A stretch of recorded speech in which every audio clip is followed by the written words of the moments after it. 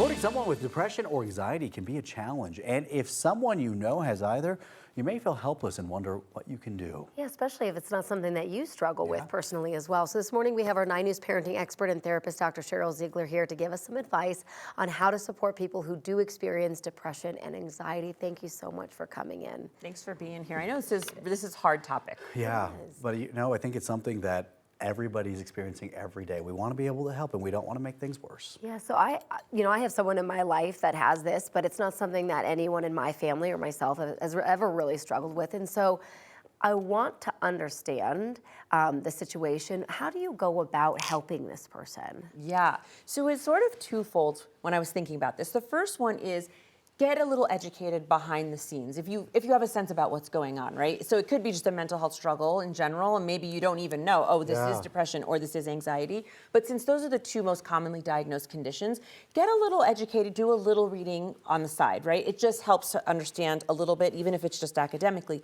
But then it's really about becoming a good listener.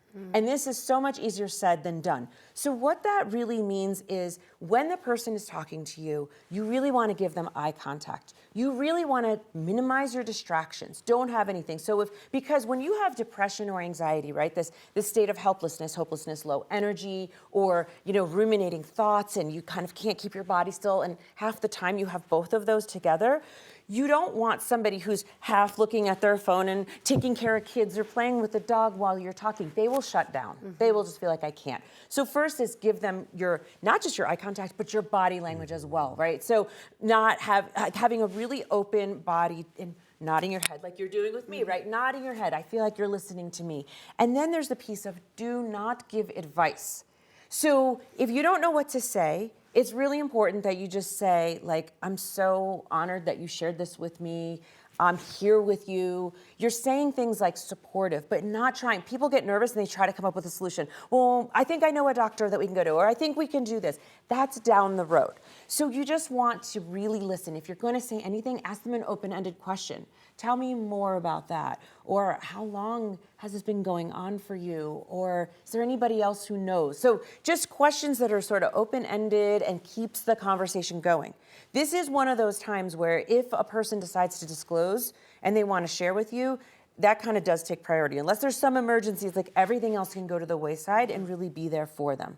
So that's a really good starting point. I think that's so important to say because when someone opens up and they're telling you all this stuff, you naturally want to come up with solutions, right? Yes. Like, could it be X, Y, and Z? Can we do this? It's really not about that. And I've had this person say to me, look, I don't need advice on it. I just want you to listen. Yeah, I mean, we were talking about this the other day, that one of the things we now say to people when they come to us is, do you want my advice or do you just need somebody to listen right now? Yes, yes. And this is another thing. This is a fine line thing because sometimes you'll read like, don't share your own experience, because it feels like it's hijacking the conversation. But there is a time and place sometimes for that. And what you can say to somebody is, I feel like I went through something that was kind of similar, right? So you're not saying, oh, I've been there, right? It's just you're watching your tone of voice. You're watching your softness, but you say, I actually have been through something kind of similar.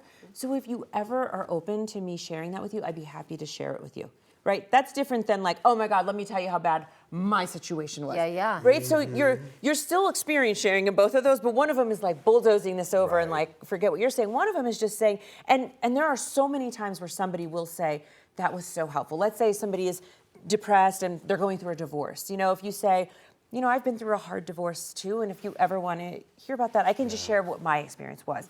That's very different than, let me tell you how to do this because I've already been there. Who cares about your feelings? Yeah. This is the way we're going to do it. So just know sometimes people are comforted by some experience sharing. Just be gentle with it. And I think the biggest takeaway is you do not need to know what to do, what the diagnosis is, what the answer is. You just need to really align with them. And then if there's depression and anxiety, there might be a time where you say, I'll go with you. Or here, I've got some names. I've been doing some research because I've been thinking about you. If you want them, they were well vetted, and I'm happy to share them with you. That's also a more gentle approach that people get less defensive about. And I can think you can use that through a lot of different situations, not just anxiety and depression, So, yeah. Dr. Ziegler, as always, thank you so much. Thanks for having me.